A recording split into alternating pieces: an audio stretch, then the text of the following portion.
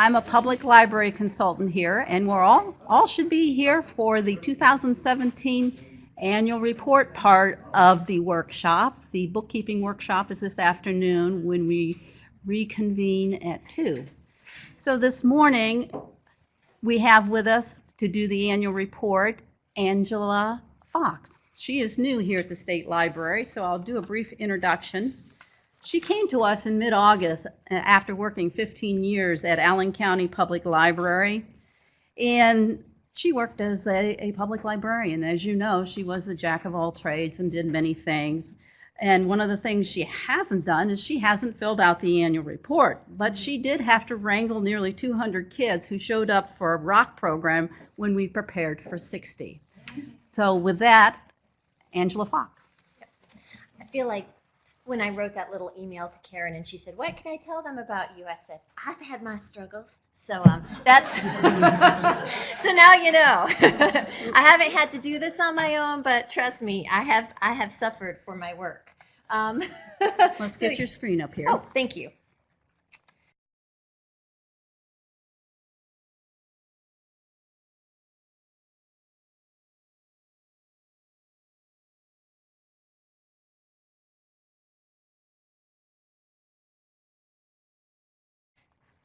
So again, actually, believe it or not, this is now my second annual report webinar for having never actually done it, having done the first one like 3 days ago. So you guys, I'm 3 days older and wiser now. Yay!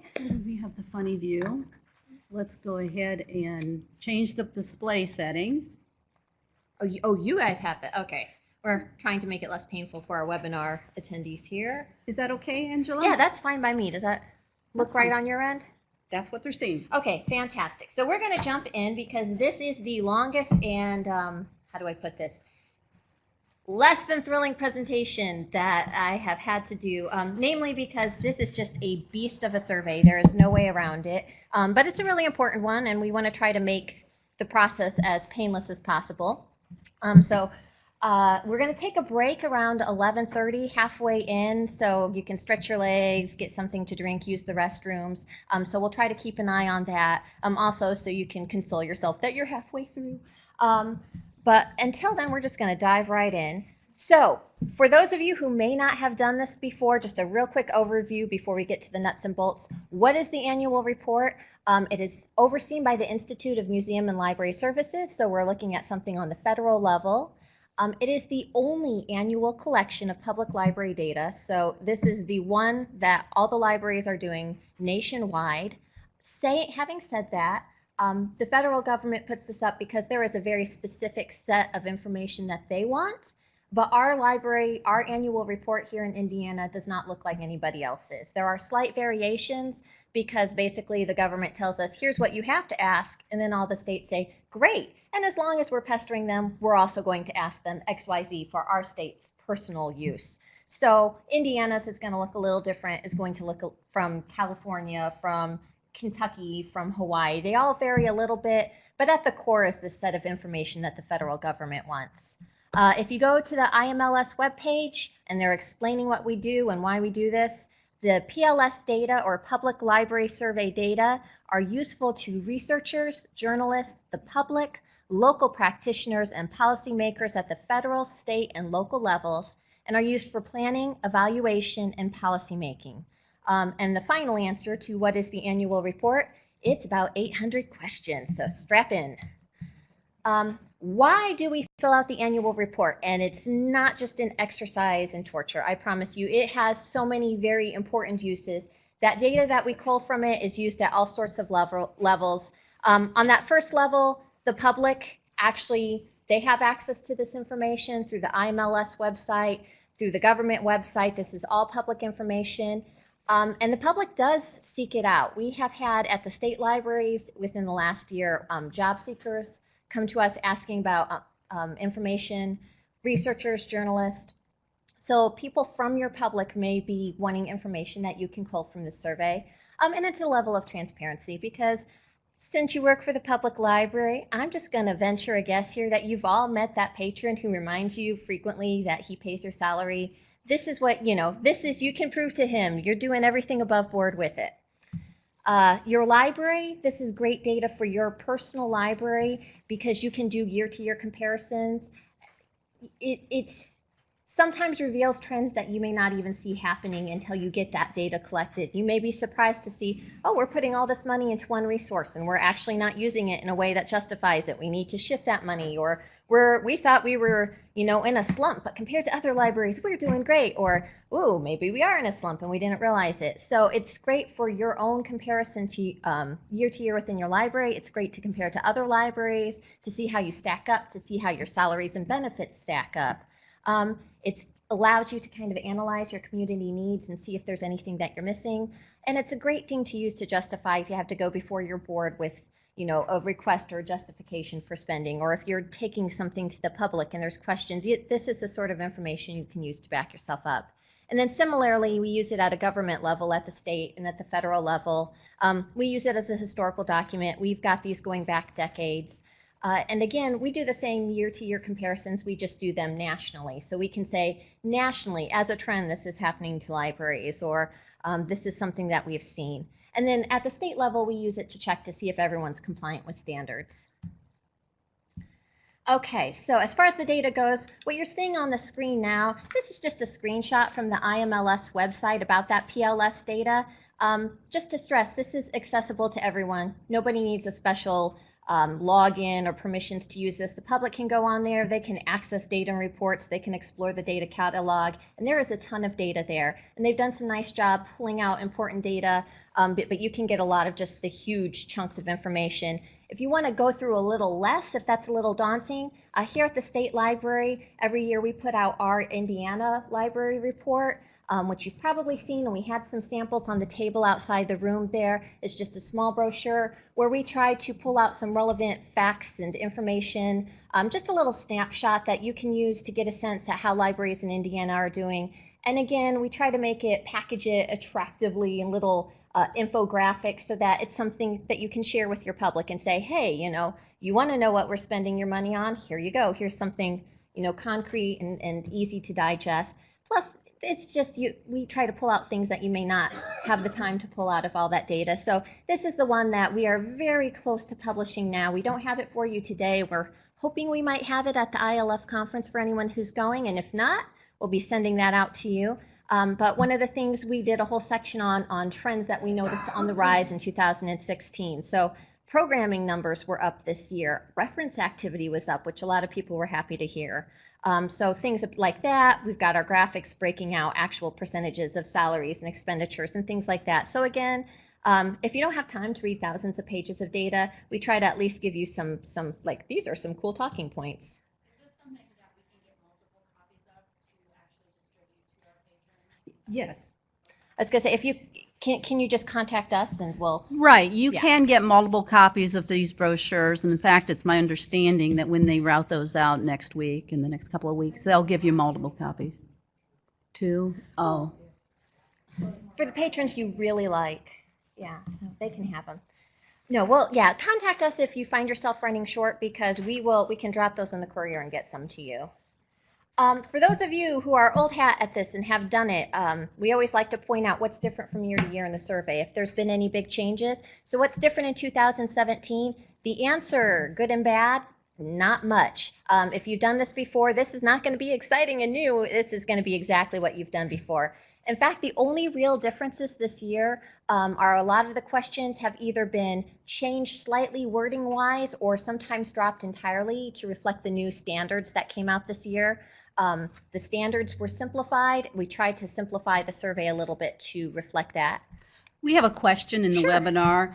Are copies of the brochures sent to our representatives at the state and federal level? I don't know the answer to that question. I'll have to get back to you on that. Okay. Let's see. Going back to what's different 2017, every year at the very end of the survey, there is section 15 are the supplemental questions. Those are ones that are supplied entirely by the state. So those are questions that we at the Indiana State Library want for our own information. So those tend to change from year to year. And then finally, what's different this year? Me, I'm not Jennifer Clifton. So for those of you who have met Jen, who is awesome and wonderful, she's still with the library. She's my supervisor. So Many times during this, if we get a question on the webinar or in the room and I go, wow, I don't know, I'll get back to you. I am not blowing you off. I will actually ask somebody who knows. I will find out that info and I will either contact you or we're going to post on the annual reports page that all of this is linked to on the Indiana State Library page. We'll have a frequently asked questions or questions that came up during the webinar, and we'll address any of those. If you ask me a stumper, and it will happen, it happened multiple times on Thursday, and I go, we'll wait until I can ask Jen, we'll wait until I can ask someone at the federal level, we'll get you a good answer on that. But I am going to be kind of the focal point for your questions. There's lots of people here who can answer them. But when in doubt for a starting point, feel free to contact me. I have my contact information at the end of this presentation. I have cards out there. And again, I am new at this, but I'm really dogged. So if I don't know an answer, I will find it for you. Things to keep in mind, the timeline for this, you're already right on track because it's November and you're at the annual report workshop. So yeah, you're not behind. This is a great time to be really thinking about gathering your data so you have that. So you have those reports run when you need them. Yes? We don't sound. Just a minute, I'm going to see if I can get sound. Oh, that could be problematic. Select my microphone, no microphone detected. Sorry, it was there to start. Oh, she says keep talking. Can you hear us now? Oh man, I feel like the Verizon guy. No microphone? All right, the sound is fine. Okay. It's back? Yes. Fantastic. Okay, so we're just going to dive back to the timeline. We were just saying in November, start thinking about running those reports, getting your circulation data. If you're at a larger location and you need to talk to some managers underneath you and tell them to pull statistics or make calls, do that. If you're the one who has to pull those statistics and make calls, start doing that. In December, the survey actually goes live. So mid-month, we aim for December 15th. That link that is up there on Baker and Taylor will actually link to something. We will send out we'll send to all of the directors a login information, so you'll get a password and a login. It will be the same as previous years. If you've lost it, again, we send it out in December, so don't worry. That will be coming to you right around the time that the survey goes live. That means in January and February, you can put off doing this as long as you want, and long as you get it to us March 1st. So January and February are your prime survey taking / procrastination months. I don't care how you space that out, but somewhere during those 2 months, you'll want to deal with the elephant in the room, because March 1st, the survey closes. That means that we want that certification actually stamped and in the mail at March 1st at the latest. I don't care if we're getting it on the last day of February, that's fine. That's still before March 1st. Yes. There was an earlier question, and Sure. I'm just going to state it again, that one of the changes this year is, yes, you don't have a technology plan. Your technology service responses can be incorporated into your long-range plan. Yep, and we'll see that when we get to the technology or the policies and the procedures and the plans part of the annual survey. There is an entire section that has just disappeared because it disappeared from our standards, essentially. We refer to technology and how you address it in your system as part of other, as Karen said, long-range plans. But hopefully no one's too disappointed that there's 12 questions we just made disappear. So we're going to get into the survey itself. Before I do, I just want to show you a real quick overview of how to navigate it. Again, for those of you who haven't, for those of you who have done this before, it's going to look pretty much exactly the same. Before I click over there, I need to mention, when you log in, there will be a little box next to your name and your login that, if you are like me, you will see without seeing it. You will look at it and look at it and look at it and never really register that it says, hey, don't use Chrome, use IE. And I like to think it didn't register because that goes against every fiber of my being. But for those of you who are Chrome fans, or you're just going to have to hopefully get over that, because they really mean it. 99% of the time, if you choose to, you're diehard, you're going to use Chrome, you'll probably be okay. But for that 1% that it decides not to interact with, it is going to really mess you up. And if you're comfortable taking that risk and possibly losing all the data you entered, you go for it. For those of us timid hearts, recommend you use Firefox or Internet Explorer, and then you shouldn't have any problems. If you do use Internet Explorer, and again, this is all on the login page, if you use a recent version, you have to turn on something called Compatibility View to make it work. But So you'll want to make sure your browser is set up so that it's not working against you. And yeah, this is just going to be easier if I show you. So I will show you how we're going to do this. Oh. I think it's in show. You're fine. you're a step ahead of me. Okay. So we're going to switch over to the actual survey just momentarily here. Okay, so I'm going to go ahead and log into Allen County Public Library because I can, and I am familiar with them, and they can't stop me. So we have a good relationship. Okay, so once you log in, that screen that you saw before, this is an admin screen. Your screen, instead of showing all these different libraries, it's going to show all these different years. You'll be able to access all of your previous annual data information, which is wonderful if you want to see how you answered things. You won't be able to change anything. It's locked into place.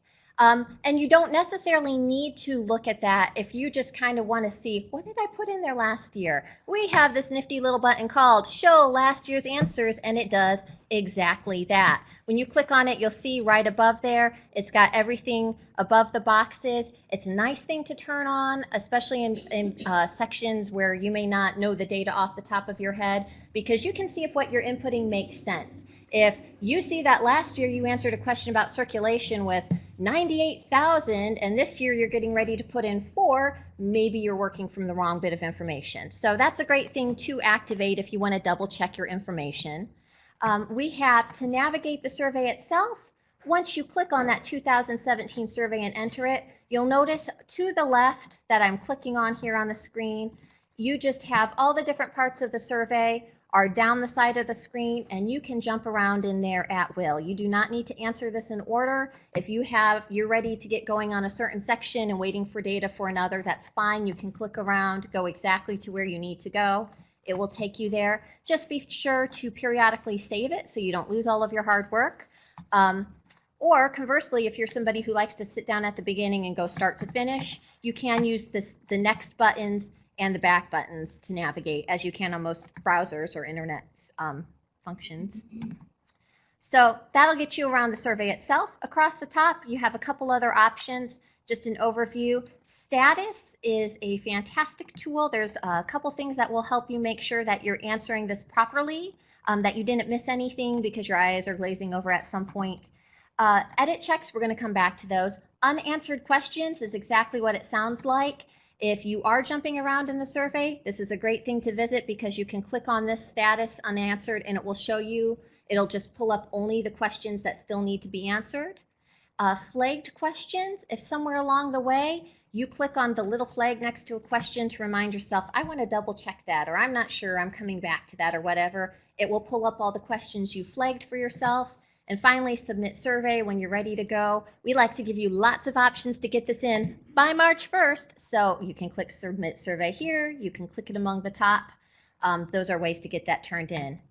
Printing, if you're somebody who likes to work ahead and you want to have a hard copy of this in front of you with information on it or notes, you can do that. You can see the option is print entire survey.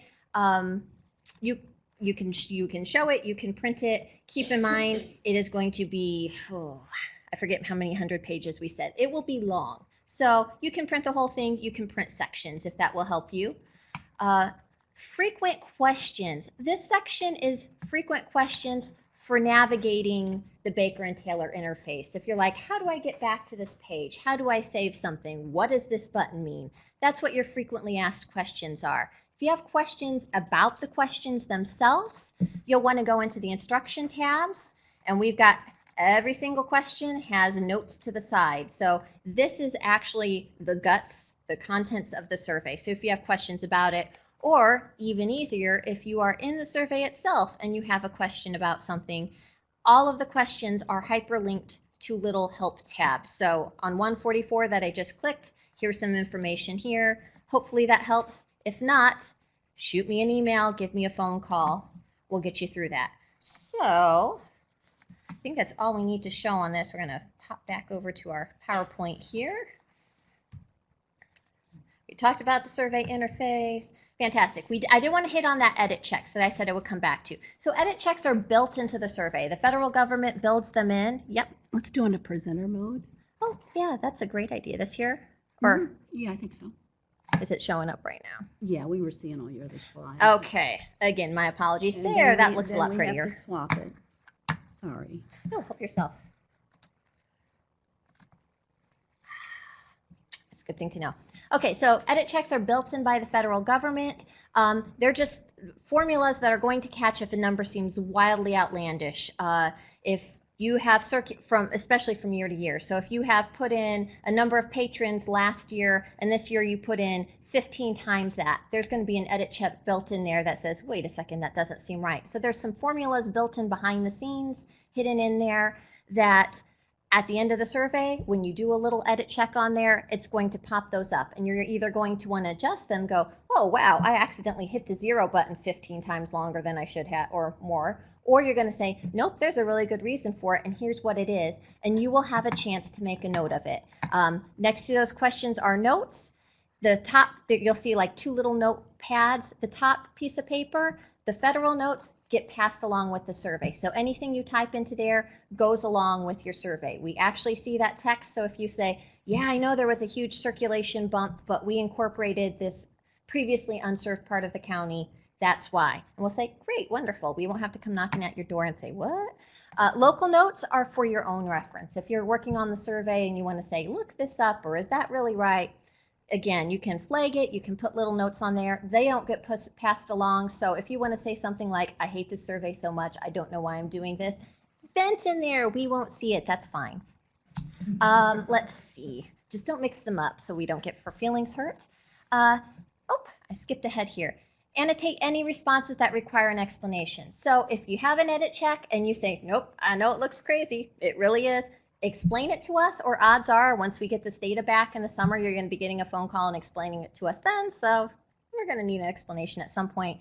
So if annotations aren't present, we will be following up with you. That's not meant to sound threatening. I'm not very good at threatening, but it's just we will need data at some point from you. So starting the survey, ooh, exciting. Okay, before you start on the survey, you will want to get, and I'm so sorry, I don't know what I was thinking when I made this, but you will want to get your ducks in a row. That is like the one pun I allowed myself in here, guys, so I'm sorry. I was mainlining a lot of coffee when I did this. But you will. Before, the survey doesn't have to be done in run setting, but before you get started for the first time, I strongly recommend have your login password close by, have your help contact numbers close by, and I'll give those to you in a second. Have all that data that we said to gather. Just have everything you need. It makes life a whole lot less frustrating. Again, caffeine, you may make puns on it. Whatever it takes to get you through there, we're not going to judge. Just make sure you're ready when you start.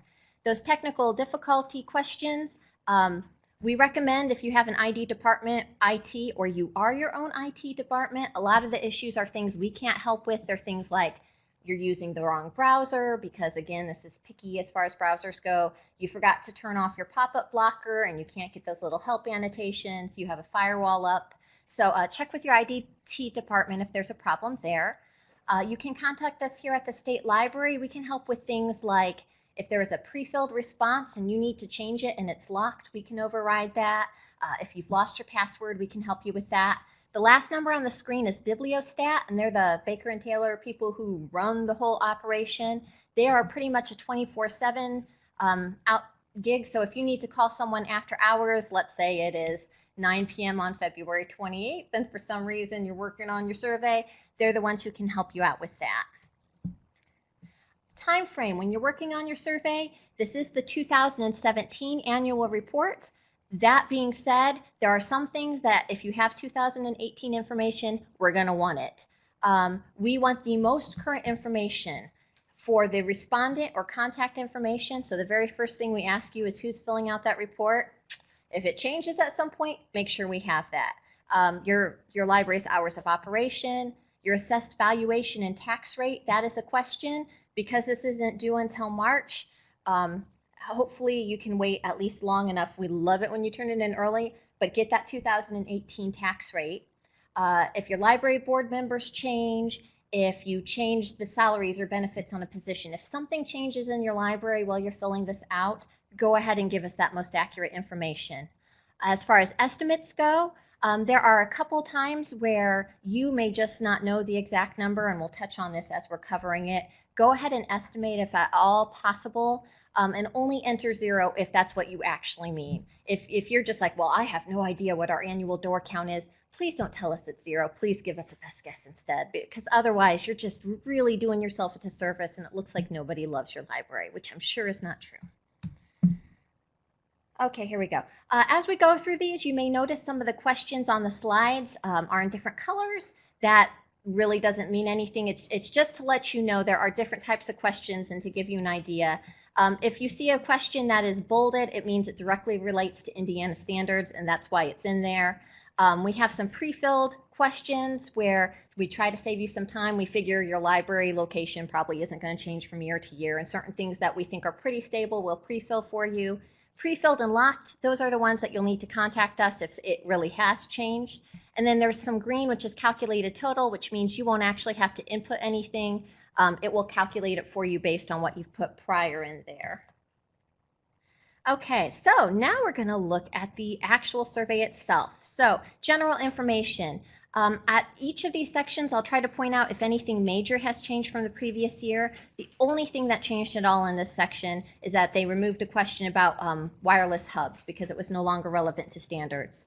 The general information, this is about as easy as it can get on the survey. We want to know the name of the person preparing a report. So if it's the director, fantastic. If it's somebody else, put that person in. We just want to know who we can contact if there's a question about it. You know, is this a typo? Is this real?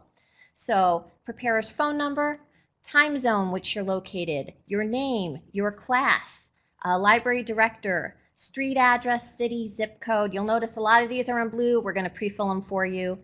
Is your mailing address the same as the address listed above? So if you have a different mailing address, if you have a P.O. box, make sure we have both the physical and the mailing address. Your congressional district number, your phone number, your fax number. We have a couple related to standards here. Does your library have an answering machine, a voicemail, or other similar technology? That's just a yes, no.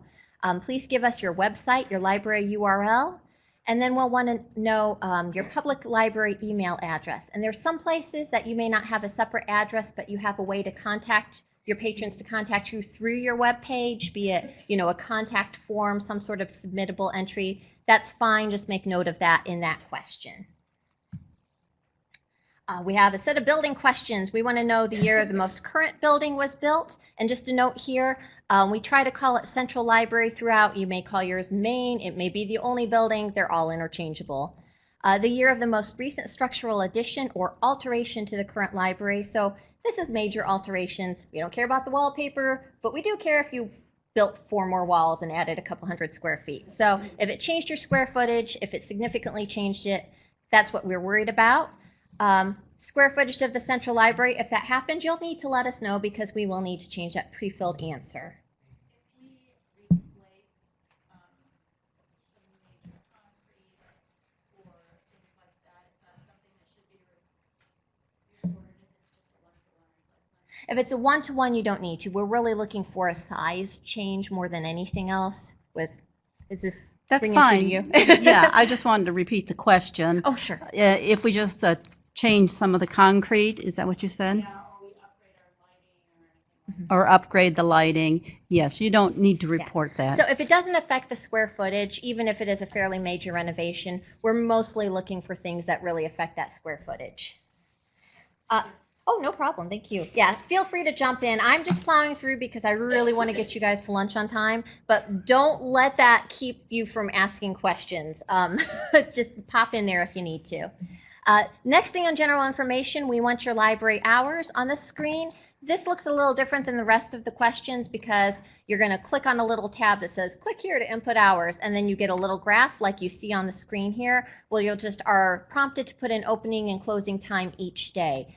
Format is really important here, and you'll be reminded because if you try to put it in anything other than the format at once, it's going to reject your efforts and not put it in there. So just make sure you have 10:00 space AM as opposed to 10 AM or 10:00 no space AM. It has to be exactly right. You'll know it when you get it because it will show up in there. As you're filling in your opening and closing times, at the bottoms here, it is going to be calculating those totals for you. It's going to calculate as you go. When you put in Saturday hours, it's going to pull those out and fill in the Saturday hours for you. This is an old screenshot. You can see at the bottom here, it says number of hours the Central Library is open after 6 p.m. each week because it wanted to know whether you meet standards for evening hours. The standards are at 5 o'clock now, so the actual survey will reflect that. It will show 5 o'clock. Oh, and this doesn't show on the screen. I'm going to go back. There's a question immediately after that, which is cut off at the bottom. But should you have unusual hours? Should you have a branch that closes for lunch, so it closes from 12 until 1, or you have something that doesn't easily fit into this grid? There's a question immediately after that says, do you have any unusual hours that you need to report? And you can type out an explanation there. Okay, so moving on to the actual buildings. I want to make sure we were good. Total open hours, and that's just taken from the information you add in there. Total open hours for the Central Library during a typical week. And then there's a bunch of calculated totals. It will figure out how much you're open after 5 per week, how many hours you're open on a Saturday, hours on a Sunday. You will need to put in the number of weeks per year that your main library is open. So if you close for anything, just make sure that that's accounted for. And again, it will tabulate the total number of hours then with all of that information.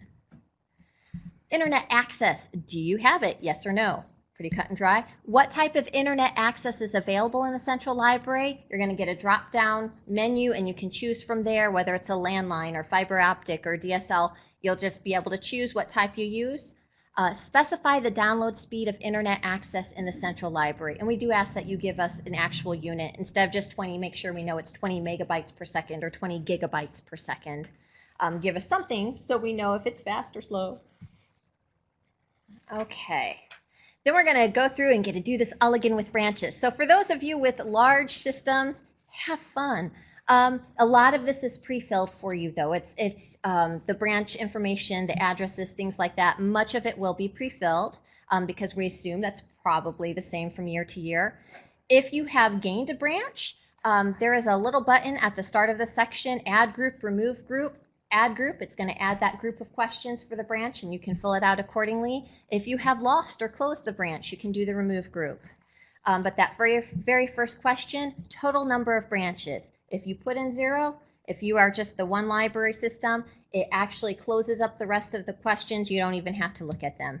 For everyone else who has a branch, it's going to look really familiar, only instead of asking about your main library, it wants to know the branch name, the branch address, whether the mailing address is the same, what's the square footage. So we're going through all those questions. We're going through them again for each of your branches.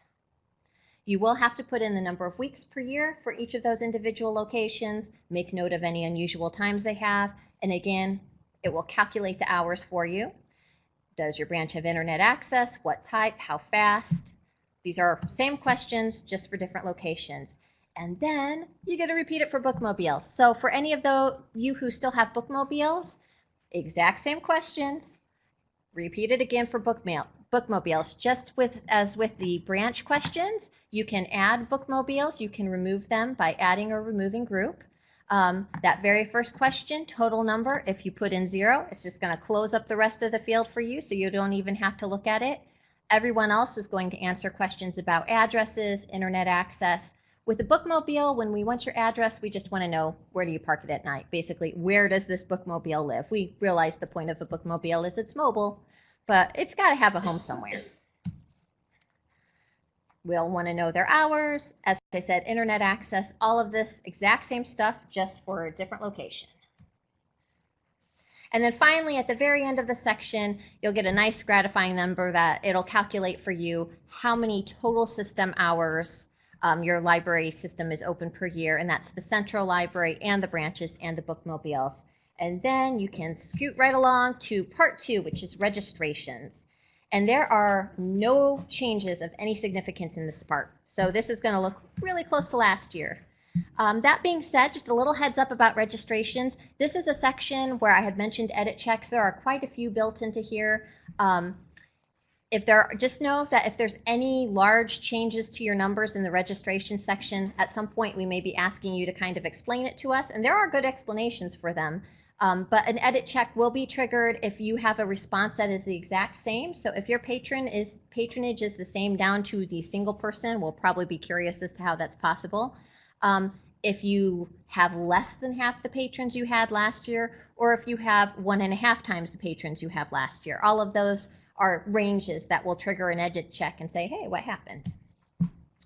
So things we'll want to know: total number of individual registered resident registered users, total number of users from contracting areas. We do have some county contractual, so if you have people contracting into your system, count them there. Total number of individual non-resident, non-tax registered users. So non-resident cards, you may call them subscription cards. You may have a different name for them, but if they're buying into your system essentially. Total number of reciprocal users, total number of plaque users, non-resident cards that you give to student users, non-resident cards that you give to school employees, non-resident cards that you give to library employees.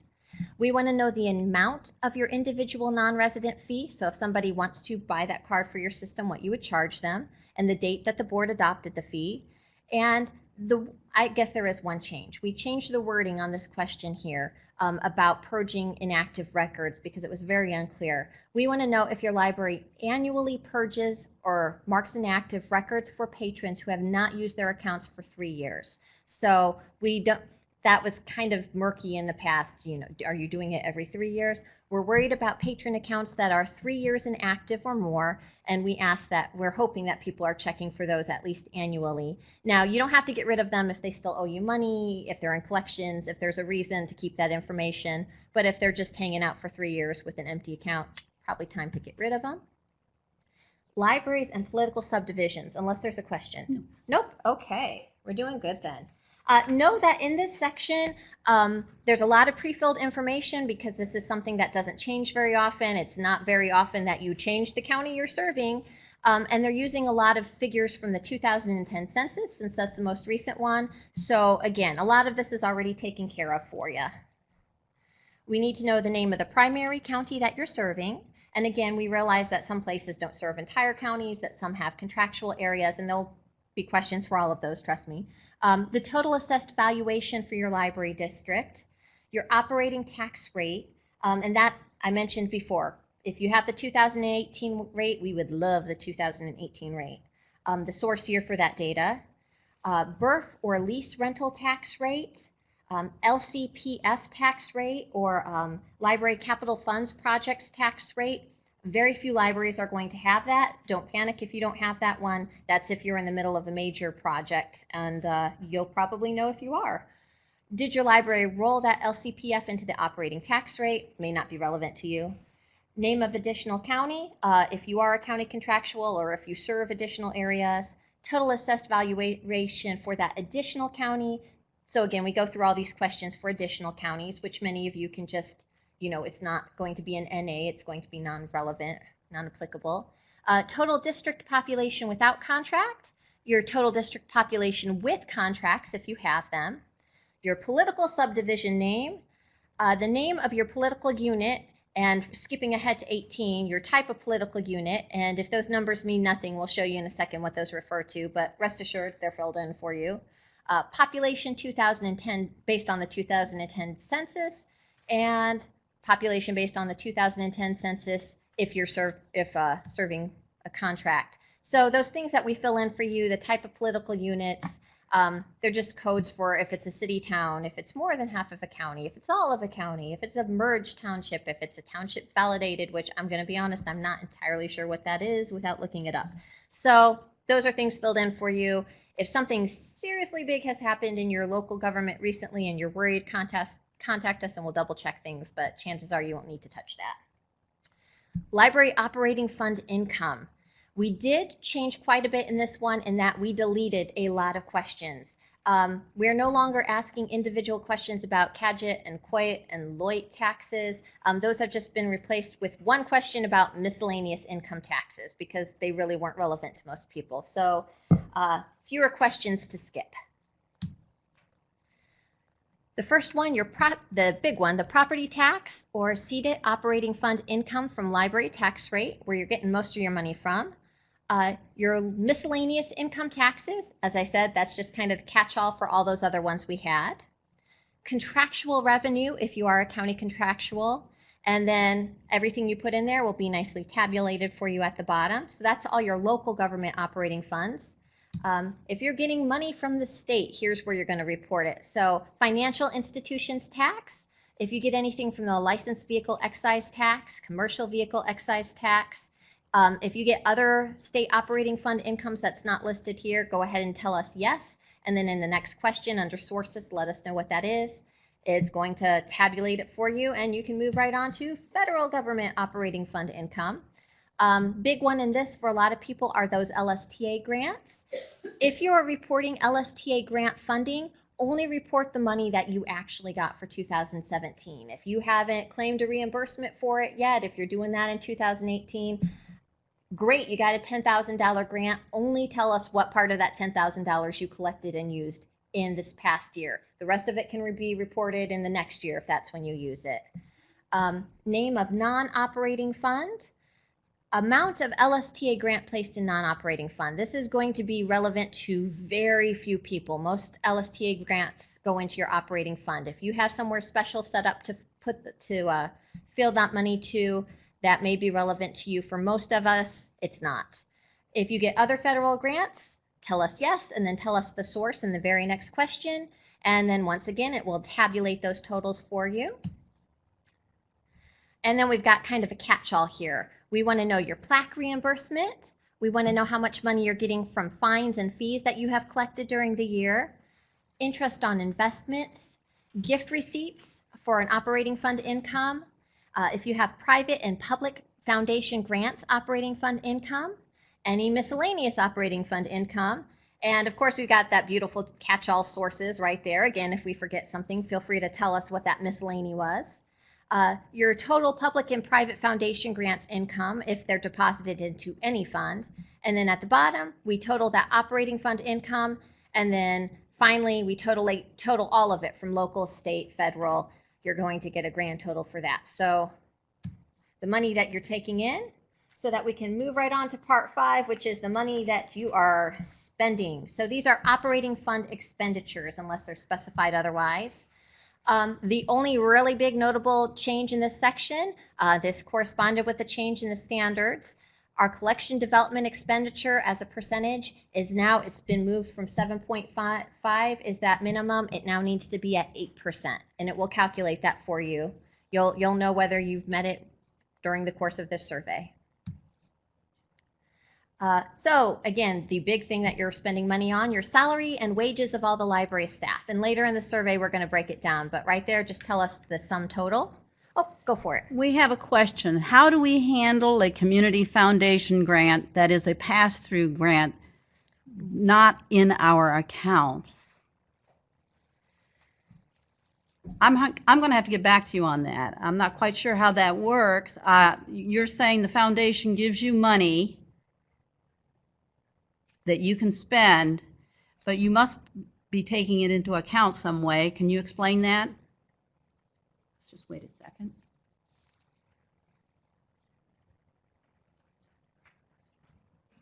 Oh, we've only spent a fraction. Well, you're going to have to give us an accounting. If you spend it, it's money you took in and you spent. So I'll talk to you offline and we'll answer that question in the FAQ. Okay. Fantastic. So for the moment, we're just going to dive into expenditure data, and we'll be taking a break in about 15 minutes here because it's getting long, I know. But again, salaries and wages, that's the first thing you're reporting. Employee benefits, other personal services. So people who are temporarily on the payroll, that might happen there. You'll get your total personal services, total staff expenditure, and then it will ask if there's any other total supplies you need to account for. Professional services, and this sometimes trips up people, but these are people that you hire that are not part of your permanent payroll. So if you hire an outside consultant to help you do a strategic plan, if you hire an architect to draw up something for you, if you're hiring people who are not part of that payroll, that's going to go under professional services. Communication and transportation, printing and advertising, insurance, all sorts of insurance, and utility services are reported. repairs and maintenance, rentals, debt service, lease rental. Wow, there's a lot. Other, believe it or not, we may have missed some. Put it right there in the other, and it will total your other services and charges. For that professional service, Sure. it's not necessarily people that we hire. Like, at least not in my library, like we are charged a fee from the bank. They do a service for us. We haven't hired them, but they do that. Yep, that would fit in perfectly there, though, just because it's you're paying for a professional, you're paying someone to do the work even though they're not on your payroll, but we just want to make sure we're accounting for, yep, there's another source that you're spending money, so that sounds like it would fit in perfectly under that professional services. So as you said, even though you didn't hire them, since you're still paying them, they would fit there. Capital outlays from operating fund expenditures. These are the big ones. And again, it should be pretty obvious whether this applies to you or not. Did you build a new library? Yes or no? If you made a huge land or any land purchase, if you added onto buildings or built something, improvements other than buildings. So if you added a gazebo or a maintenance shed or replaced, I'm thinking HVAC would go under there, something major. Furniture and equipment. And then the final question, 522 in this section, capital outlays for public access computers, electronic reading, and electronic media devices. So how much money you're spending on those public access computers. And that's a really important one because not everybody realizes that money goes towards your collection development expenditure. So it's not books, but it counts because your public is using those computers to access parts of your collection. So we want to know that so we can count that towards your total expenditures. Excuse me. Yes? Does that include our internet? The actual internet service, I do not believe is included in there. Karen, would you be able to back me up on that? I can look. Question for me? When we're looking at collection expenditure account amounts, I know that the public access computers count because they can use that for databases and whatnot, but he was wondering about internet. No, internet does not count. Was that for me? Okay, thank you. So moving on here. Operating expenditure data, books, because we still carry them. So, But yeah. we have monitors. Does that count? Does that include monitors? And yes, it does include monitors because it's providing services to the patron. So 523, whatever you're spending on physical books, if you have a book lease, that would count in there too if anybody's still doing that. Periodicals and newspapers, again, that's the physical format if it's not otherwise marked. Then we have audio-visual materials, non-physical materials, or non-printed physical materials. So AV things like DVDs or, I don't know if video games can. I should not get ahead of myself. Microforms, things that are physical, not electronic, those are captured somewhere else. Then you get ebook, electronic collections, database licensing, purchase, lease expenditures. Then you have electronic physical format, and that would include play arrays, e-readers. So if you loan out Kindles or something like that with preloaded, those are going to be counted there. We've had some interesting things counted there. It's a good catch-all. In the non-operating fund library materials expenditure data, same questions that we just went over, but now it's wanting to know if you're purchasing any of them from anything other than an operating fund. So books, periodical, AV materials. If you're making purchases from something other than an operating fund for those items, let us know on that section there. And then you get a whole wall of green here because it's going to calculate a bunch of numbers for you. Your total expenditure for print materials, for electronic materials, for all others, your total expenditures for all collections, operating fund capital outlays, your total operating fund expenditure for collection development, total non-operating fund for expenditure, those are those repeated questions. And then again, public access computers, electronic reading, electronic media devices from all non-operating funds if you need to report them there. Let's see, and still more totals. Total operating fund expenditures, other operating fund expenditures. Again, these are all things that are going to calculate based on how you answered previous questions. Total operating expenditures and then total capital fund expenditures. And these are all, let me touch the microphone. Yep. Yes, the question is, where would hotspots be reported? and there kind of goes to Lauren's question. If you loan hotspots, that's delivering services to your patrons. We do record that there, don't we, Angela? I believe we do, and I'm wondering if hotspot. Are you talking about loaning hotspots? That's my question. Are we talking about the ones that they can check out? I assume we're talking about the kind you can check out. If you could respond. Yep, she said. So I'm going to double check. My initial thought is that's going to be electronic physical format. But let me make sure, and we'll put that up on the web page because that is something we see in more and more libraries doing, and we want to make sure you get those the money and your data for that recorded. So my guess is it's going to be in 532 with the electronic physical format because it's something that you can take home. It's something you can hold with you and keep, and you have to return so someone else can borrow it. But it's allowing you to access something non-physical.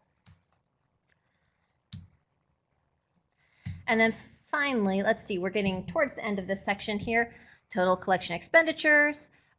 We want to know your total 2016 operating expenditures per capita, so based on your number of patrons. And that's important because we want to make sure that you are being fair to yourself and actually charging on your non-resident fee, that you're charging enough money. So the difference between your 2016 operating expenditure per capita and your non-resident fee, we want you to be at least, we don't want you losing money on patrons. So that's that 47A. Does your library's non-resident fee meet the standard? If it's a yes, if that number is negative, no, if it's positive, that means no means if it's a positive number when you do that calculation, you're not charging enough.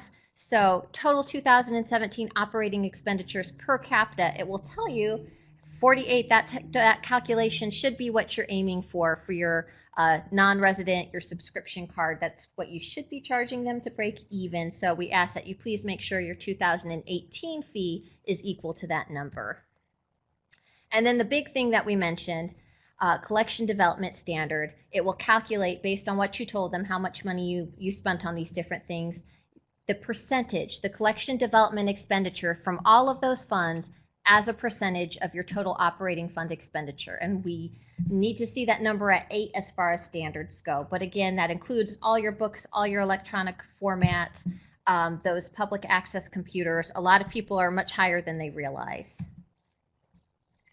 Capital revenue, we'll try to get through this real quick before the break. Let's see here, expenditure data. Let me get caught up. Go too far. Okay. So capital revenue, and again, this is not something most of you will have to do with it or deal with. This has to deal with major projects, so you probably know if you're in the middle of this. You need to report all revenue to be used for major capital expenditures, include funds received for site acquisition, new buildings, additions or renovations of library buildings, major furnishings, equipment, and initial collections. So if you're buying something to fill one of those new buildings. Computer hardware and software used to support library operations, to link to networks, or to run information products. And again, these are major ones, not just a single computer. This is if you're taking on a major project. If you've purchased a new vehicle, so anything one-time major project is what they're looking for with capital revenue. Exclude revenue for replacement and repair of existing furnishings and equipment. Regular purchase of library materials, just your year-to-year, that's fine, and investments for capital appreciation, and exclude income passed through to another agency, for example, fines, or funds unspent in the previous fiscal year. So most of you won't have anything to report here. If you do, it's going to be your local government capital revenue, your state government capital revenue, federal government, other, and your total.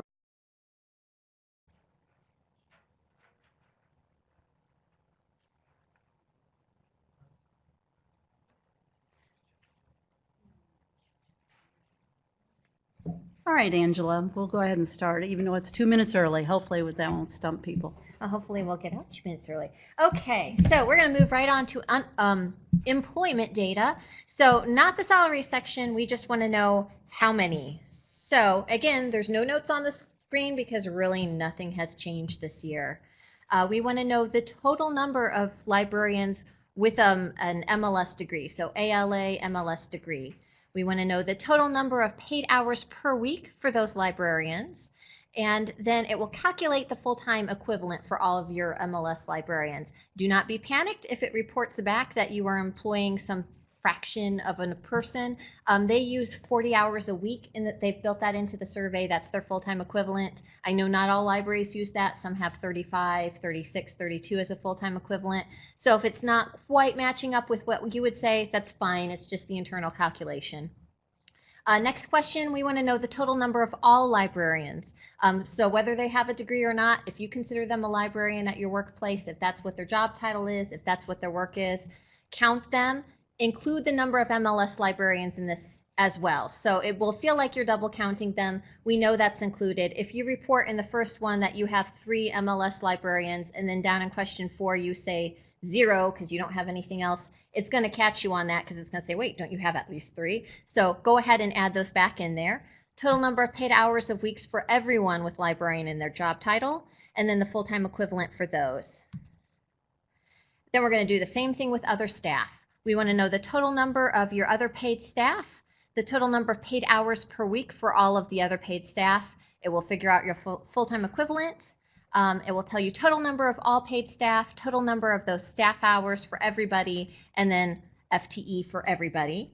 And then we want to know, and this goes to that whole, not everybody uses 40 for full-time, what your library considers a full-time, where that cutoff for your full-time employee starts, whether it's 30, 32, 36, or 40. Whatever you use, just make sure we know that, and 13 there. So again, you get some more totals at the very end. It's a pretty short section. Total number of all paid staff, total number of paid hours per week, and full-time equivalent for everybody. Oh, I'm repeating this. No wonder that looks familiar. Hey, there we go. Yes. Well, but before we move on, we have an employment question. Go and for the it. question is current or end of year number of employees, and we're reporting this in January. My understanding was to use the most recent data. So if Including you use, I'm looking at you because this is something familiar. I know that if the salary changes, if the director changes, anything changes, we use the most recent data. So I'm going to go ahead and say right now, give us wherever you're at when you're reporting this, what that number is.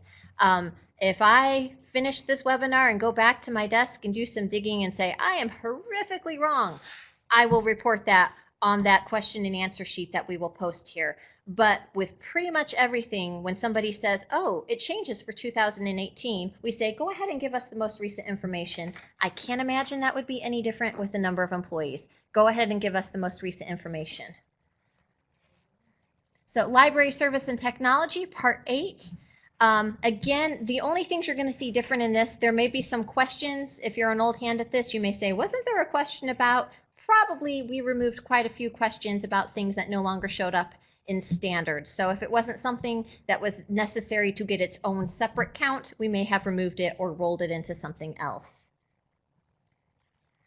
Some of these, we'll start out with interlibrary loan. Just know that some of them are going to be pre-entered for you.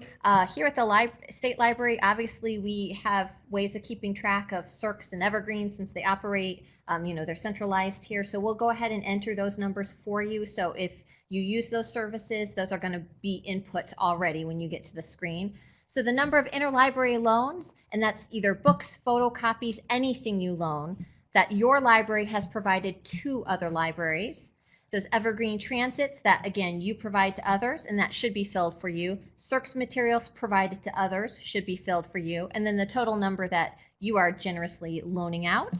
Then we want the reverse, the number of interlibrary loans that your library has borrowed, evergreen transits you've borrowed, Circs materials you've borrowed, and the total number you borrowed. And then we'll use those two numbers to get the net lending rate, so the number of items you loaned divided by the numbers you borrowed.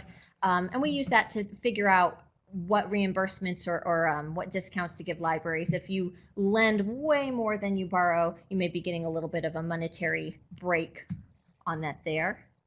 Going into programming, know that when you answer the programming questions, for the survey, they use pretty strong age demarcation. So children's programs, if the target audience is anywhere from 0 to 11 years, young adult is 12 to 18, adult is 18 plus, And then general is if you have an all ages program that is anybody in the family, there is no restrictions. The target really is everybody. That's going to be your general. Know that well, I'm getting ahead of myself. I'll talk about attendance counts in a second. But first, we just want to know the number of children's programs that you hold in the library, so on your campus, and then the number of programs that you hold, that you host, just outside of the library. Be it at a school, a park, a community center, anywhere that you go into the community. If it's still a library program, count it there.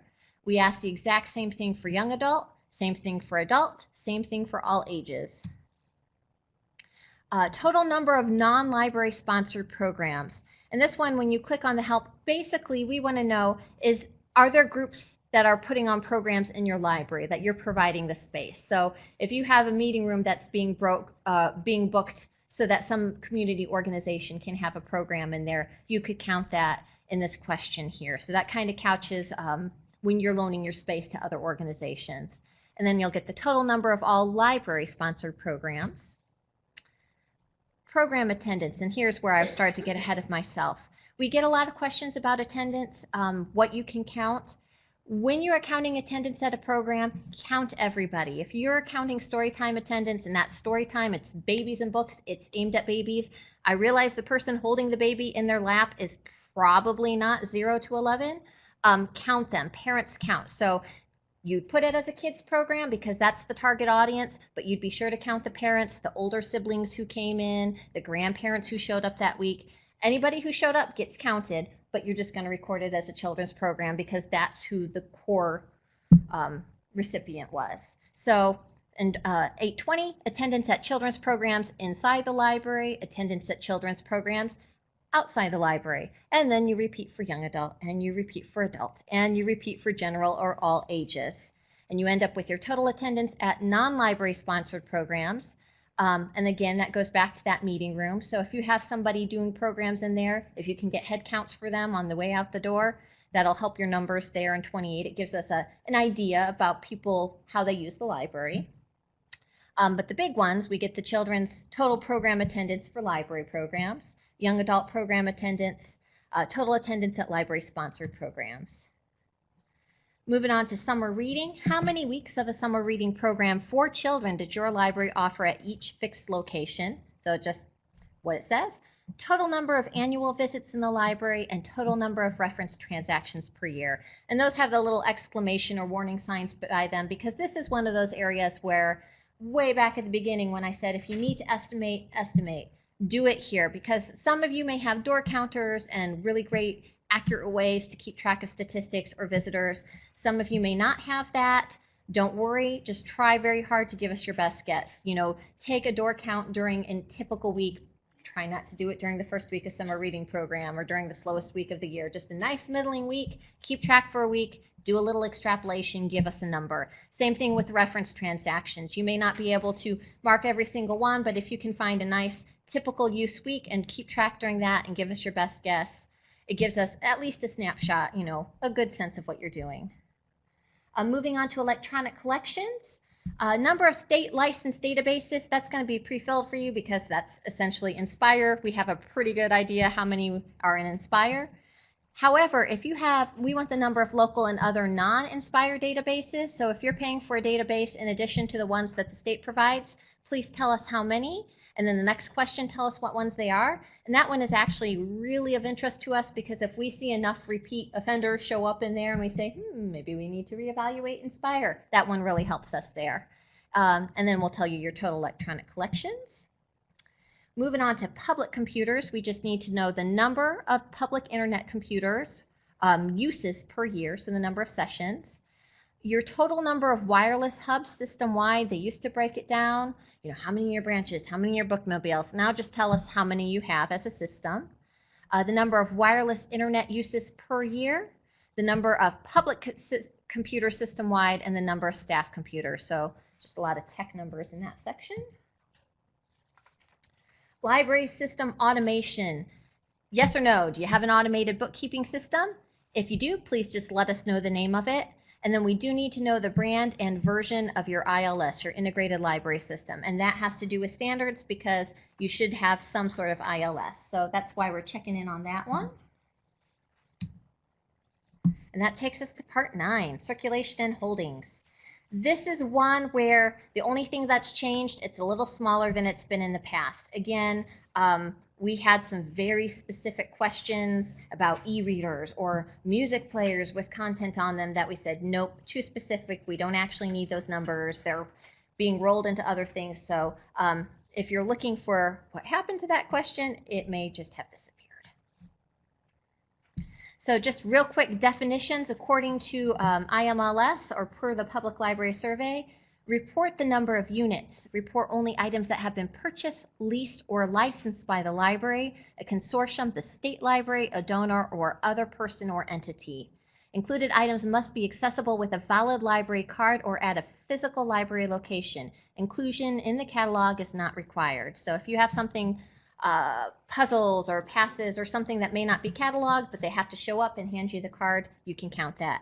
Do not include items freely available without monetary exchange. So if you offer a nice link to Project Gutenberg, that's fantastic. That's not going to count because that's something you don't really need a library card to access. Do not include items that are permanently retained by the patron. Count only items that have a set circulation period where it's available for their use. And then finally, count electronic materials at the administrative entity level. Do not duplicate numbers at each branch. So if you are part of an ebook consortium and all of your locations use it, you don't need to say, well, we buy this many books and then all of our branches get it, so let's multiply by 10. Just count it the one time. One quick question before we get into the nitty-gritty of this. This can get a little sticky trying to figure out, now that we're in electronic and digital era so much, where do I count this? And this is a one-time thing, but they have to use their card to access it, and this one deletes itself off the device after the circulation period. Once again, we have a little cheat sheet. It was on the table out there. I believe we set it out there, and it's going to be on that website under the annual review, the what goes where. That we're trying to make it a little easier to find some of those common things when you say, where does Mango go? Where does Hoopla go? How do we record this? We do want you to record it, and you should be able to find it on there hopefully and say, oh, that goes in 903. Okay, there's your answer. So if you find something that's not on there, or if you're uncertain, again, feel free to ask us, but hopefully that may answer some of your questions. But we need to know the circulation of physical items, the use of electronic materials, so ebooks circulated or electronic materials downloaded annually, and then successful retrieval of electronic information. And the real difference between 2 and 3 on those. So use of electronic materials, those are ones that have more of a traditional circulation structure, that they kind of follow the traditional book. You check it out for 3 weeks and then it disappears or it gets returned or whatnot. Whereas 3 is kind of a catch-all for all of those digital and electronic resources that don't follow that traditional structure. Mango, you don't really return it. You just log in and you progress and you keep track of your progress. And, Hoopla, where you're streaming content, or Freegal, where you're downloading it onto your computer and you never have to give it back. That's going to go in that 9.3. We want to capture it somehow. It's very important, but it's not circulating in the way that those items in 9.2 are. It'll total that up for you. Circulation of all children's material. Quick note on that, because we do get asked every year, what counts as children? You tell us, just whatever your system counts as a children's material. You don't have to justify it to us like, well, we said this was kids instead of young adult, or that's fine. Just however you sort it out in your ILS, that's what you're reporting on. So total collection of all materials, total collection use, and then we need your best guess for your total in-house usage of materials. Let's see. Selected holded books. That's pretty. We want to know the number of books that you have, so actual physical books. Does the library belong to an ebook consortium? Yes or no? And if so, who is it?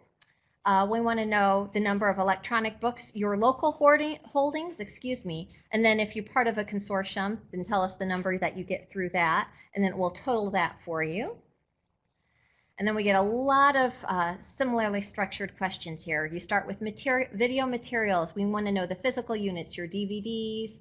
I don't know if people still have VHS in some areas. If you're using anything visual, physical, they can check out, it goes there. Downloadable units that belong to your local system, downloadable units that belong to a consortium, and then it will sum that for you. and then it repeats the exact same pattern for audio materials. You get that same set of question, moves on to print serial subscriptions. So the number that you have, magazines, would go there. Electronic serial subscriptions is in the very next one. There's a question. Does downloadable, is that the equivalent of streaming? It depends on the database or the system. And this is why we have the what goes where, because streaming is captured differently than downloadable, and versus one-time use versus something that gets returned. They're all a little different. So Hoopla has a very different model than Freegal, and they're captured differently. Specifically asking about Hoopla. Yes, Hoopla, I can tell you, Hoopla goes in 9.3. When we talk about successful electronic access of, or like successfully accessing electronic material, that would, for Hoopla, that would be successfully streaming something. So, you know, the number of streamed or streams that they're, however Hoopla reports it, I want to say like number of streaming or connections. So Hoopla goes in 9.3. It gets put in there. There's some other ones that go in 9.3 because they have such different models of borrowing than the libraries have traditionally used in the past. But then she's talking about 917, video materials, downloadable units, in regard to Hoopla, I believe. You can download Hoopla for offline use. Oh, you can. I don't know how picky they want us to get with that. Hold on a second. I'm just going to real quick consult with 917 and see if there's a fast answer I can give you now, or if it's something I'm going to have to research on. But let me see. Good gracious. In which moving pictures are recorded with or without sound, reproduces picture with or without sound. Downloadable may be loaned to users on portable devices or by transmitting the contents to a user's personal computer for a limited time. Which you're right, you can do that on Hoopla. Let me find out if you need to separate that out, and we'll report on that. That's a very good question. Someone made the comment in the webinar, join Evergreen, and the Evergreen consultant compiles this for you, Anna Gobin. Oh, love her. Okay. Part 10. So again, we'll be revisiting these questions, and we're going to get you more comprehensive answers, but until we know for sure, we're just going to plow through the rest of this. Library board. Nothing's changed in this section. It is exactly what it sounds like. We want your library board contacts. Some notes on completing it. And this is where I said we always want the most recent. So provide the most current information. If you have board members change in January or February, tell us. We want whoever is currently filling those positions. Provide any updates you have throughout the year to us. That's just a little reminder because we do have a directory. We do keep track of that. So if you haven't thought to do that, now is a great little reminder when you're doing the survey. But if you do it throughout the year, then you don't have to worry about it now. Because of that, because we try to keep track of it, we do pre-fill those board questions for you. So that's a little reminder. If you say, why is this person still there? We probably need to be updated. Be sure that you either have a treasurer or treasurer/employee. You can't have both. It's a little confusing there, but you have one or the other. You have a treasurer or you have a treasurer who's also an employee. You don't get both. If you have a vacant position at the time you fill this out, feel free to write in vacant. Let us know. Even if you're planning, obviously, to fill it, just put in vacant, and that will be enough to satisfy the requirements.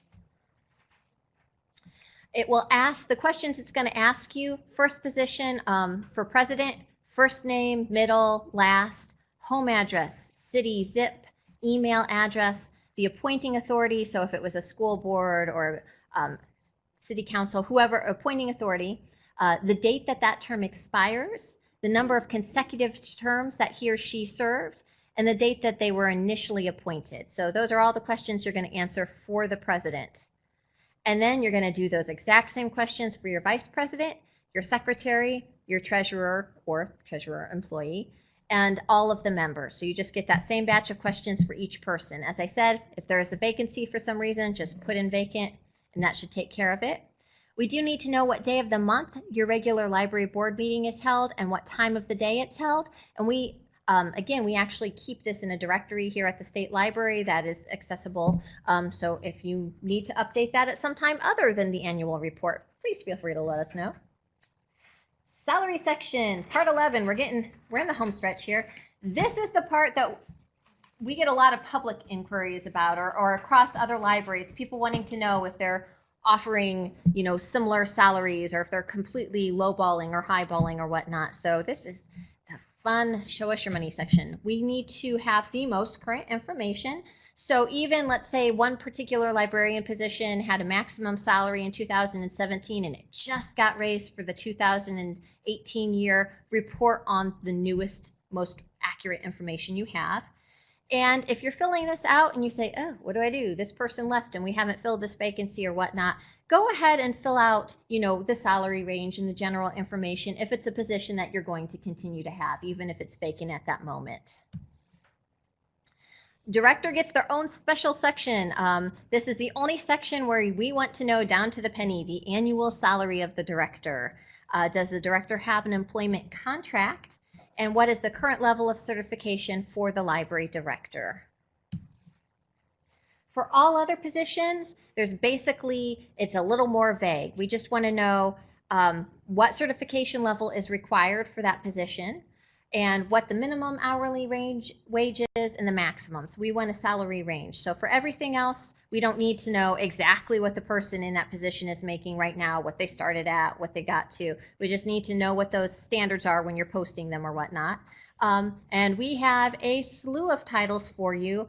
I know, well, we obviously have at least 16, but if you cannot find a position that you really think is worth noting, that you can't find anything comparable, there are a bunch of opportunities where you can just fill them in with your own job title, fill in the salary. So if you can't find something and there's no way to make it fit, there will be plenty of blank spaces at the own to write in your own.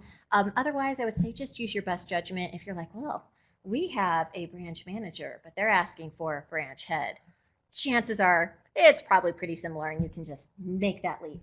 So if you want hand holding, I have had to make a lot of leaps in the last month. I will hold your hand and tell you to go ahead and do it. But use your best judgment, call if you're not sure. If something's really just not represented on there, that's why we have the other spaces for you. But again, this is really valuable. We're not going to call out specific libraries or whatnot, but this is a great thing to see, what people going into the field are getting into, for better or for worse. We move into the benefits.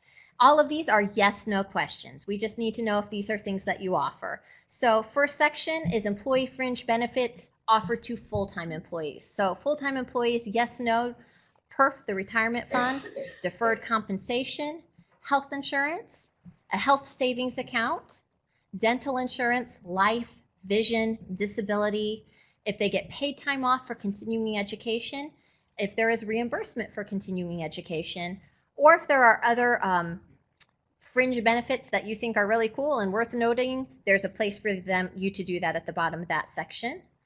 And then, because we just like to repeat stuff, we're going to do the exact same thing with part-time employees. Everything is the same, just yes or no, with some space to leave if you have some other things that you have not, that just isn't on there. Going on to paid days off per year. I do realize that for some places there's a range, and what you may get as a paid time off package when you start is not necessarily what you are getting paid time off 30 years into the job. Go ahead and report what the starting is, what somebody starting at your library could expect at a minimum to get off per year. So we want to know that for full-time librarian, the number of sick days that they get, vacation days, personal days, holidays, funeral, bereavement leave, others.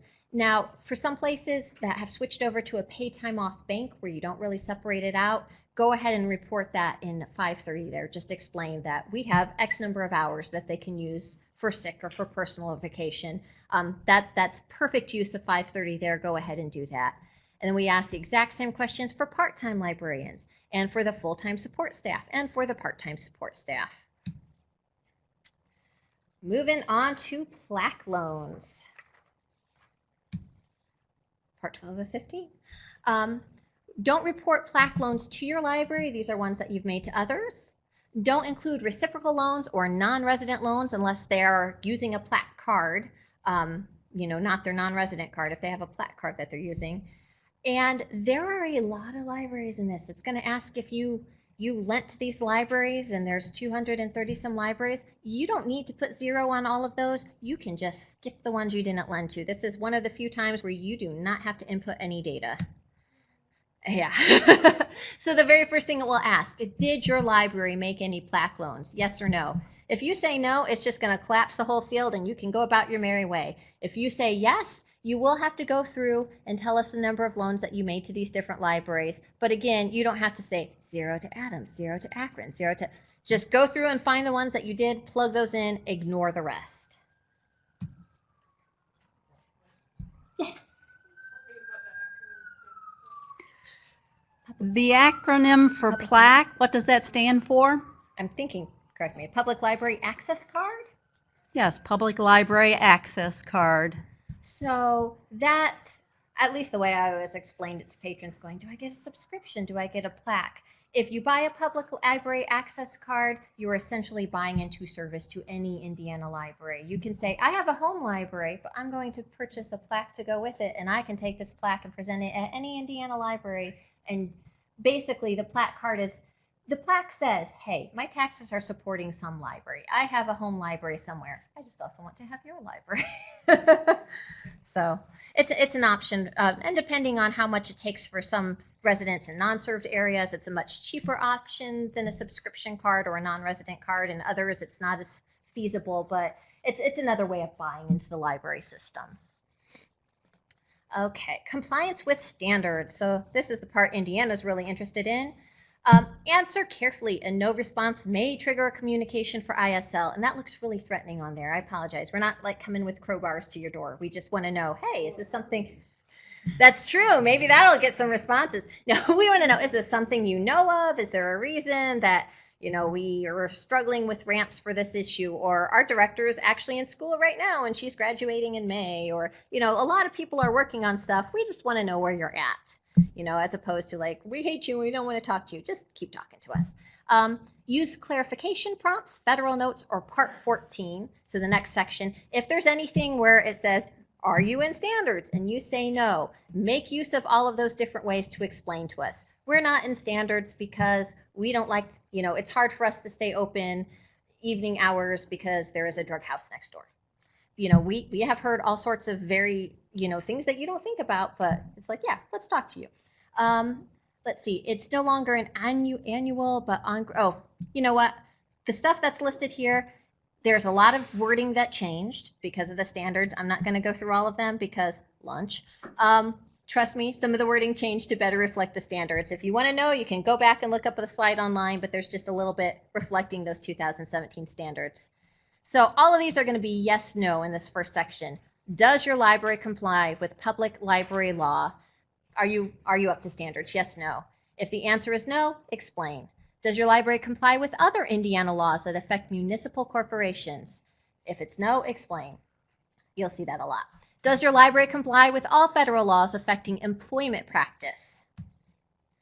Are all newly constructed and existing library facilities in compliance with local, state, and federal building and health and safety codes? Does the library comply with provisions of the Federal Americans with Disability Act to make it physical and digital services available to everyone? Do the library board and the director maintain separate functions? Is the board responsible for governance and policy? Is the director responsible for the administration, operation, and management of the library? And again, we're just trying to make sure that there's a clear distinction between board duties and board and director duties, because those can kind of bleed sometimes. Does the director work full-time? And does the director have required certification under 590 Indiana Code? And if you don't know, there's a little link and you can check it out and find out. With the advice and recommendation of the library director, has the library board adopted the following plans and policies? And again, you just go through and say yes and no. If you have a written comprehensive policy on, or a schedule of classification of employees, an annual schedule of salaries, a proposed library budget. I'm really hoping most people say yes to that. Do you have policies dealing with recruitment, selection, appointments, personnel actions, salary administration, employee benefits, work conditions, leaves? For the new directors or whoever's filling these out too, it's fair to say that the answer to that, all of those, should be yes. So that if you answer no, Exactly. The comment in the room was that all those questions that had to do with employment regulations or policies is related to new directors, that if you answer no to those, that you would have some work to do. And as always, you can call us here at the State Library and we can assist you with that in terms of a personnel manual. And really, this whole section, we just want to make sure that there is a written policy on the book somewhere, that it's not just, oh, everybody knows that's how we do it. You know, everyone knows that's how we do leave. Everyone knows you're not allowed to hire your wife. Everyone knows. We want it written down and as part of the policy somewhere. For legal purposes, we want everybody to be above board. Does the library board adhere to the current approved principles provided by the ISL for trustees? Does the library have current written bylaws that state its purpose and operational procedures? Does it have bylaws specifically state rules governing conflicts of interest? Do they have bylaws regarding or addressing nepotism? Have those bylaws been reviewed by the board in the past 3 years? And has a copy of the current version of the bylaws, along with all of the amendments approved by the board, been submitted to the Indiana State Library? And if in doubt, we can look it up and tell you when that last happened. Does your board have a written, or does your library have a written collection development plan? Do you have a written circulation policy detailing access of principles of access for all library materials? And does your library support continuing education for staff and trustees? And just a note on this, you can support continuing education without fiscal support. That may not be feasible for all libraries to say, yes, go back to school, but we want to know, do you provide opportunities to attend training, to stay up to date on your certification if that's important, to, do you work with employees to make that possible, to give them those opportunities? So you may not have a way to pay them back for taking college credits, but there's other way to offer support.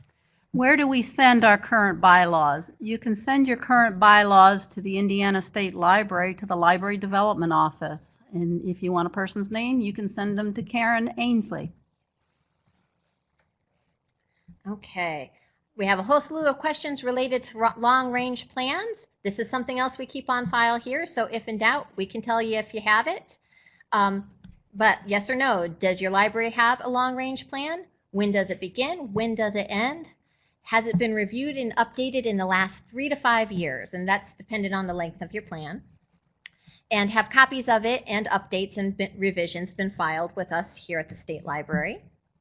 And included in your long-range plan, have you included a statement of community needs and goals, measurable objectives in service and response to the needs and goals, assessment of facilities, services, technology, operations, your ongoing evaluation process, a plan for financial resources and sustainability, an equipment replacement schedule, a professional development strategy, a statement of collaboration with other public libraries, and a statement of collaboration with other, I want to say communities. I just got cut off there. Going back to those ones in purple, we did add a couple new things to the long-range plan we want to make sure are in those. That equipment replacement schedule, we got rid of a ton of questions about your technology plan and when do you plan to replace that and when. So that's because we're assuming that somewhere in your long-range plan you're going to address your technology needs. Does your library provide interlibrary loans free of charge to other libraries within Indiana? If your policy is to lend, go ahead and answer yes. Even if no one borrowed from you this year, if you were going to tell them yes, go ahead and answer yes. Someone has a question. Are all those statements optional? I think on the previous slide, the statements with regard to standards, those are not optional. Those are yes, no. You have to choose one or the other. If you're not, for some reason, if your plan doesn't include that, if you haven't addressed that yet, again, you can always make a federal note and say, hey, we know we didn't have it on our last one. Our board is meeting on our new one and we're working on it now. Or you can call us and talk to us. The most important thing, we just need to know, are you working on that? Do you know that you're not there? Are you trying to get there? But that would be a great place to make use of those federal notes. Or the next section, part 14, is basically one whole section devoted to, is there anything you want to tell us? So, does your library provide interlibrary loan free of charge to your users? And again, even if they haven't taken you up on it, it's yes if your policy is to lend. And free of charge means that you're not putting an additional fee onto anything that may be required. You're allowed to charge for postage to cover it if that's what you need. You're allowed to charge for photocopies of an article if it's a multi-page article. You're just not allowed to charge on top of that, just because it's an ILL fee. Does the library lend materials via statewide reciprocal borrowing program? So do you make use of one of ours? Or others? Does your library lend materials using a local reciprocal borrowing agreement? There's a lot of next door handshake and library agreements. If that's the case, just tell us who that is that your library is in a reciprocal agreement with. Does your library lend materials using OCLC resource sharing? Are you a member of Evergreen?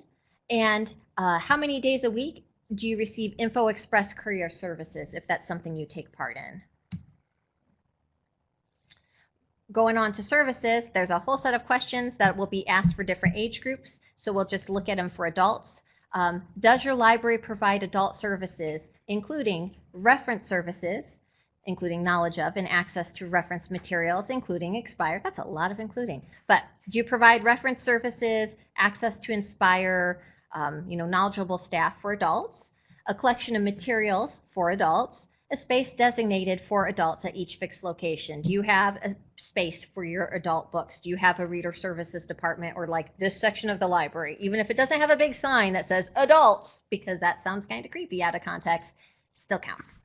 I have two questions there. Does statewide reciprocal borrowing include CERCs, borrowing from CERCs?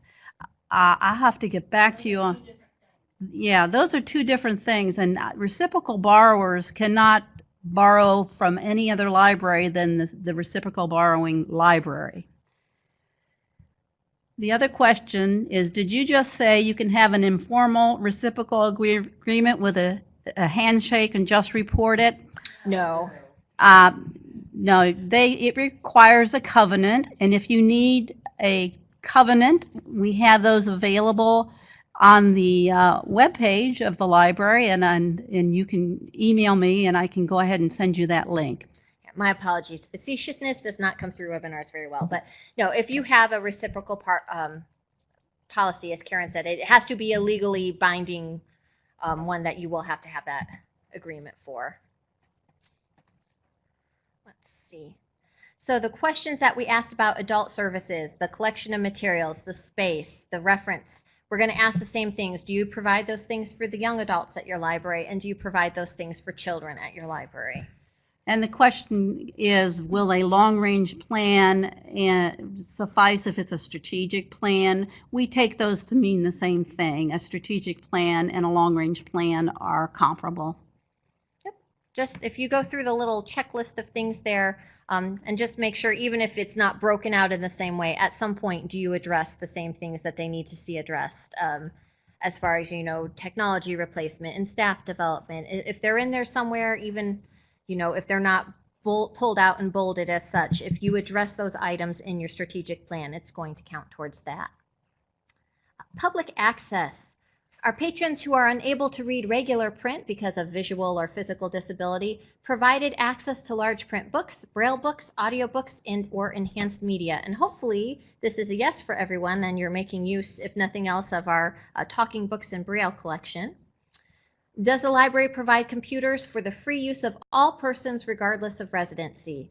So can anybody walking into your library use a computer, even if they are not from your county? If somebody is visiting from out of state, you have a policy in place to guest them onto a library computer. That's not to say that you can't have other policies involving your patrons that say, hey man, you owe us $9,000. We're going to put a block on your Facebook here, stop you from using the computer until we address this. You're allowed to make policies for your patrons, but do you have something addressing computer use for those who are not your patrons? Does the library provide a means for the public to print and make copies at each location? And then we have a slew of questions, again with a slew, on the website. Does your website have current hours of operation, physical address, or if you have branches, multiple locations, physical addresses for your library, a map for each of those fixed locations, telephone number, an email address, or some way to contact someone through that website, link to Inspire, publicly posted policies, including but not limited to circulation, fees, and internet use. So the policies that are going to involve patron usage of the library. Do you have a link to the library's online public access catalog? And do you have a calendar or schedule of events and programs which shall be updated at least monthly? So it's fantastic if you have a calendar. It is even better if the calendar is not from 2011. So let's keep moving on here. Part 14. This is a great part because all it is, this is your screen for part 14. It is a basic free field that says if you said no at any point in section 13 regarding one of the standards and you didn't address it in a note there or you didn't use the field there, feel free to use this empty field and tell us why here. So it's basically a free-for-all. If there's something going on in part 13 that you want to tell us about, here's your chance. Supplemental questions, and this is the final section. This is the section that is going to be wildly different from state to state because these are the questions right here are questions that we only want. We're not going to pass these questions on to the federal government. We are the ones using these questions in particular. Some of them are repeats from last year. The DNR State Parks Pass program, this is the second year we're asking. We're just trying to see if there's still interest in this program, how many times the passes were checked out, and if you've noticed, did the Parks Pass program bring any new patrons to the library? If you've, anecdotal evidence or if you have reason to believe that there are people coming in to borrow those passes who may not have stopped in before.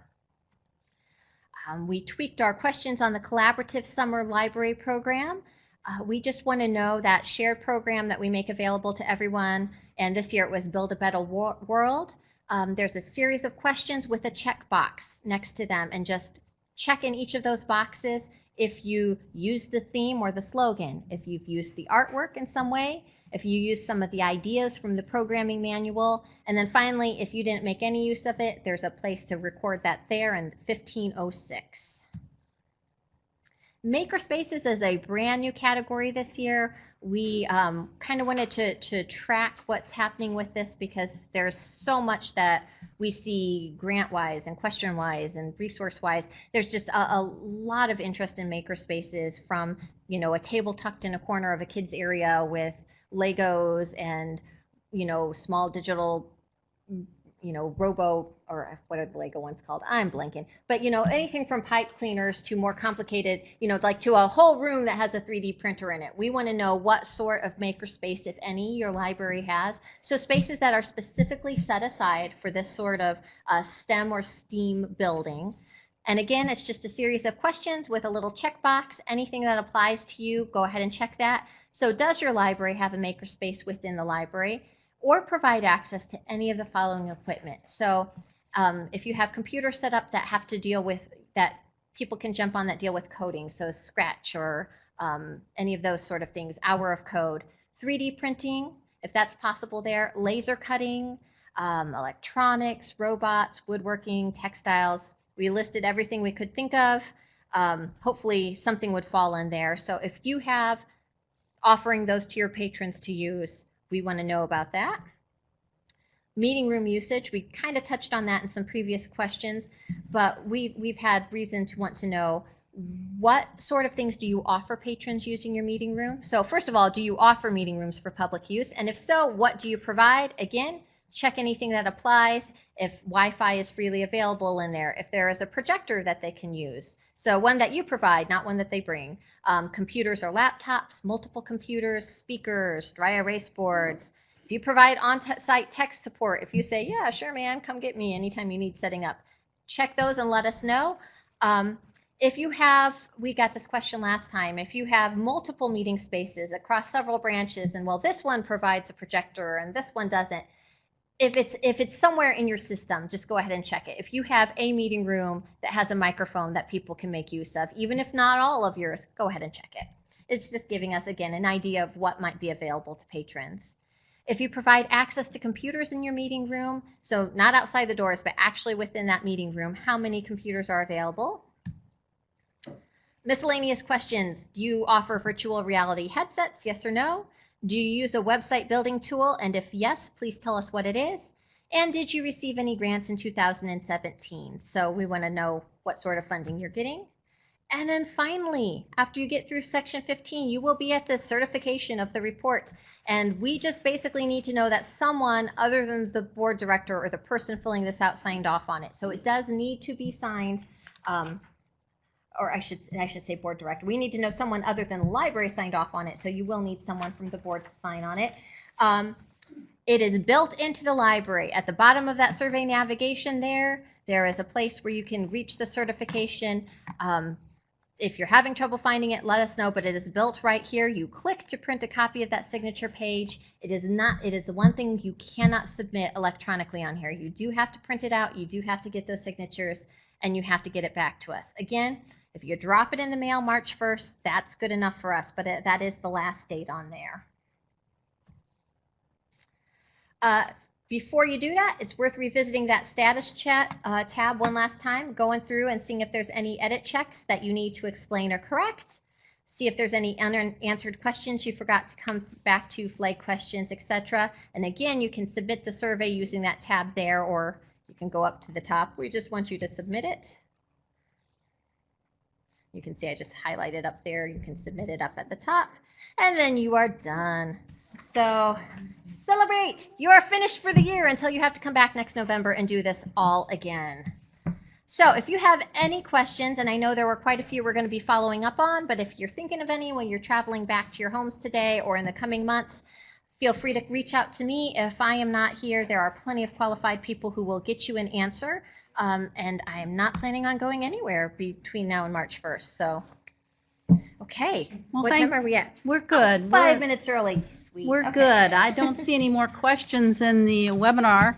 So we can break now at this point. It's 12:30 thereabouts, 25 after. And we're going to come back at 2 o'clock for the bookkeeping if you're going to attend that workshop.